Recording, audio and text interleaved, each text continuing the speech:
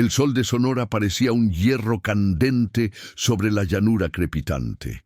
Era 1912 y el rancho El Pedregal, propiedad de Leandro Castañeda, se extendía como un mar de nopales hasta donde el horizonte se deshacía en bruma. A los 48 años, Leandro cargaba en el lomo cicatrices más viejas que sus huesos. Las peleas contra maderistas, cuando él juró lealtad a Porfirio, los encontronazos con peones rebeldes y, sobre todo, aquella guerra sin tregua que él mismo mantenía contra cualquier indígena que cruzara sus linderos. Los apaches solo saben robar ganado y almas, repetía al amanecer mientras se calzaba las espuelas. Aquel julio, la sequía partía los mezquites como si fueran galletas viejas. Leandro resollaba al ver el abrevadero reducirse a un charco turbio. Fue entonces que su caporal, Romualdo, irrumpió con el gesto de quien está a punto de nombrar un milagro o una desgracia. Don Leandro, bajando por la cañada encontramos a una niña. ¿De cuántas lunas?, preguntó seco como se pregunta por terneros. 10, tal vez 11 años, de piel blanca, casi traslúcida. El pelo le brilla como hoja de maíz, pero habla tarahumara machacado con palabras de apache. Iba descalza, armada con un arco chueco y un cuchillo de pedernal. ¿Una rezagada que raptaron?, gruñó. Puede ser, o puede que fuera al revés. Leandro frunció el ceño. El recuerdo punzante de su esposa, muerta en el primer parto, le recorrió la boca del estómago y volvió a sentir ese hueco que ni las peleas ni el mezcal lograron llenar. Salió hacia los corrales. Allí, bajo la sombra mínima de un huizache, estaba la niña, menuda, ropas de manta cosidas con tripa, el rostro tiznado de polvo, los ojos más claros que cualquier cielo que Leandro hubiera mirado. No mostró miedo. Sostuvo la mirada con la valentía sin estridencia de quien sobrevive al desierto y a la guerra ajena. ¿Cómo te llamas?, preguntó él en castellano. No Tajli, musitó. Luego, en español roto, significa luz de la mañana. Aquí la mañana sale cuando mando, respondió él, para marcar territorio. ¿De dónde vienes? De la casa grande del sol. Señaló el poniente con el mentón y añadió. Los ancianos dicen que la tierra no tiene dueño, solo pasos. Leandro mascó silencio. La sangre le hervía. Era un hombre criado en la idea de la propiedad como dogma. Consultó con Romualdo. Este recitó la lógica del desierto. Si la soltamos volverá con los suyos, y vendrán por las reses. Si la entregamos a la policía, se perderá entre papeles. Si la dejamos morir, el viento llevará nuestro nombre como peste. Leandro escupió café negro y dictó sentencia. Se queda. Tendrá techo y agua mientras pague con trabajo. Esa misma tarde, no Talí, que a fuerza de torpeza lingüística ellos rebautizaron Natalia, entró en la cocina de piedras oscuras. La vieja Clementina, cocinera y guardiana de la moral, la examinó con lupa de abuela. Las costras en los pies, las costuras de fibras vegetales en el vestido, una cicatriz fresca en el brazo derecho. ¿Tú comiste hoy?, preguntó, y sin esperar respuesta puso ante ella un cuenco de frijoles maneados con tortillas duras. La chiquilla olfateó, tocó los frijoles con un dedo, probó, dibujó una mueca confusa. «¡No pican!», explicó Clementina casi disculpándose. Entonces Natalia sacó de un saquito polvo de chile silvestre y lo espolvoreó sobre la comida con gesto ceremonioso. Después comió con ansia, no de hambrienta, sino de quien honra el plato. Esa noche la acomodaron en el galpón de los quesos. Natalia se arropó con un zarape que olía a peniciliano y a humo. Antes de dormir, limpió su cuchillo de pedernal y murmuró unas sílabas a la intemperie. Romualdo la oyó y preguntó si rezaba. Ella respondió, «Le hablo a mis difuntos para que sepan dónde estoy». En las semanas siguientes demostró habilidades que desmontaban prejuicios. Sabía hilar con uso, localizar agua enterrando la oreja en la tierra, domar perros cimarrones con silbidos cortos y dejar señas en las piedras que sólo los de su gente entenderían. Leandro observaba con recelo disfrazado de autoridad. Una mañana, al cruzar el corral, vio a Natalia mirando fijamente una vaquilla en labor de parto. Sin permiso, la niña entró, hundió las manos y ayudó a girar al becerro que venía de lado. El animal nació y respiró. Leandro se quedó petrificado. Aquella muchachita blanca, robada por apaches, acababa de salvar una cría que él contaba en sus cuentas. Por primera vez sintió algo parecido a gratitud hacia lo que despreciaba. Pero su orgullo se revolvió cuando Natalia, al ver la recompensa, una moneda limpia, la declinó y pidió en cambio que soltaran a Tsiku, un viejo caballo criollo próximo al desecho. «Ni los caballos viejos ni las mujeres sin marido sirven, niña», soltó Leandro. Natalia apretó los labios. «Tsiku sabe caminos que sus potros no conocen, y yo no soy mujer ni caballo, soy camino». La sentencia quedó flotando. Esa noche, un temporal inesperado rugió sobre el pedregal. Relámpagos azotaron los cerros. En la madrugada, los peones corrieron a avisar que el arroyo Guásimas había arrastrado parte del rebaño. Leandro montó a toda prisa. En la falda del cerro vio que Natalia ya estaba allí, con el viejo Tsiku y 3 perros. Había acorralado a 4 terneras en una depresión natural. Gritó órdenes breves en lengua mezcla, y los animales obedecieron como hipnotizados. El patrón la miró como si viera fuego cristalino. Entendió, sin teorías, que su rancho dependía de esa niña con cultura de 2 sangres. Sin embargo, el corazón de piedra no se ablanda en silencio. Necesita choque. Y el choque llegó una semana después, cuando un grupo de guardias rurales, orgullo del régimen, entró al rancho anunciando rastreo de apaches que roban niñas blancas. Traían rifles Winchester y un parte que decía: «Se busca a la menor Matilde Beauchamp, desaparecida hace 7 años en un asalto a diligencia». Mostraron un dibujo envejecido, ojos claros, cabello rubio. Natalia encajaba. Leandro sintió que le arrancaban un tendón. «Esa muchacha es mía», masculló él. «Es mi empleada. Suya será su conciencia, patrón», respondió el jefe rural con sorna. «La niña pertenece a los Beauchamp de Chihuahua, católicos y criollos. Se la llevaron los salvajes. Venimos por ella». Leandro recordó el miedo que Natalia nunca mostró, la cicatriz en su brazo, la forma serena de hablarle a los perros. Recordó el momento en que su vaquilla respiró gracias a esas manos ágiles, y algo en su interior, clavado desde la infancia, se resquebrajó como adobe viejo. Respondió: «En mi rancho nadie pertenece a nadie. Esa muchacha se llama Natalia por derecho propio. Nadie se la lleva sin que ella decida». Los rurales no estaban dispuestos a conversar. Uno apuntó con el rifle. Antes de jalar el gatillo, Natalia se interpuso, erguida, con el viejo cuchillo de pedernal en la mano. Los perros de Leandro gruñeron formando un semicírculo. El viento cargado de polvo cortó el diálogo. Estábamos al borde de la tragedia. Cliffhanger natural. La escena se queda congelada. El disparo sin hacer. La tensión entre la autoridad de la ley escrita y la ley del desierto. Aquella frontera, más política que geográfica, es el punto donde la historia se parte en 2. El racista frente a la evidencia de humanidad que no cabe en sus prejuicios. Y es aquí, donde la pólvora aún no estalla, que dejamos la puerta entreabierta para el segundo capítulo. Allí sabremos si el disparo se consuma, si Natalia elige regresar a un apellido que no recuerda o quedarse en la tierra que la rechaza, y sobre todo, si Leandro, el hombre criador de resentimientos, tiene remedio o no. El gatillo no alcanzó su tope. Romualdo, el caporal mestizo que había visto guerras y mentiras, se abalanzó sobre el riflero con la agilidad de quien jura pagar una deuda de vida. El tiro se perdió en el aire, un relámpago seco que asustó a las gallinas, pero no encontró carne.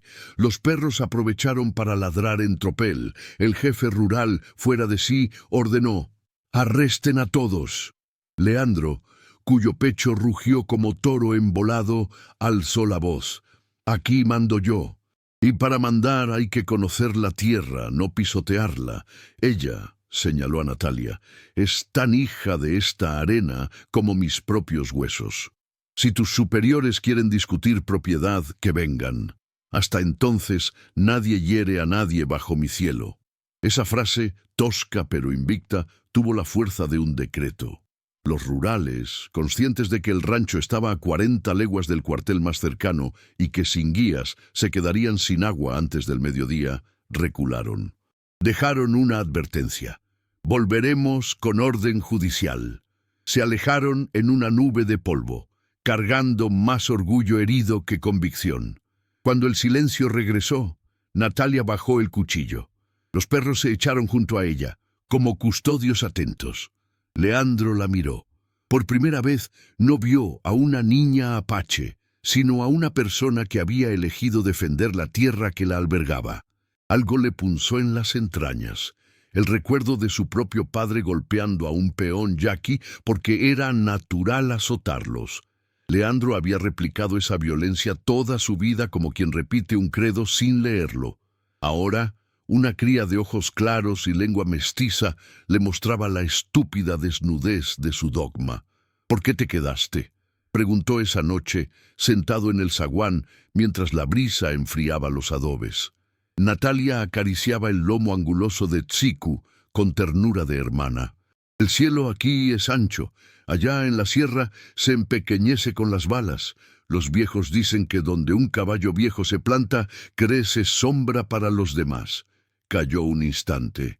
«Además, las dalias solo florecen con agua tranquila». Leandro bebió ese pensamiento como trago de mezcal añejo. Ardía primero y luego dejaba dulzura. Durante semanas observó a Natalia moverse entre corrales, manejar el ganado con chiflidos que ninguno de sus vaqueros dominaba, curar las llagas del caballo con cataplasmas de gobernadora. Ella enseñó a Clementina a preparar atole de bellota, a los peones una señal en piedras que indicaba dónde dormir sin que los alacranes subieran, al propio Leandro a leer las nubes bajas que anuncian tromba. Un amanecer de septiembre llegó un carruaje polvoriento. De él descendió un abogado flaco y dos hombres trajeados. Portaban un documento con sello de Chihuahua: orden de restitución de la menor Matilde Beauchamp. Leandro los recibió en la sala, rodeado de cabezas de venado. Mientras el abogado enumeraba artículos, Natalia escuchaba desde la puerta el viejo cachorro Tsiku detrás de ella como sombra protectora. «Si la niña es Matilde, debe ser devuelta a su familia legítima», sentenció el letrado, ajustándose los lentes. «Dicen que la carne recuerda», respondió Leandro, «pero el corazón también elige». Propuso una prueba simple: «Pregunten a la interesada». El abogado arrugó la nariz. «No es cuestión de voluntades infantiles». Natalia se adelantó. Con voz firme dijo que no recordaba a nadie llamado Beauchamp, que su familia dormía bajo el suelo pedregoso donde los apaches la criaron tras encontrarla en una carreta incendiada, rodeada de cadáveres. «No quise morirme de sed», relató sin temblar. Aquella tarde, Leandro decidió usar un recurso que hasta entonces despreciaba: la ley escrita. Convocó a un antiguo compañero suyo, don Fulgencio Paredes, notario de Álamos, para que levantara un acta.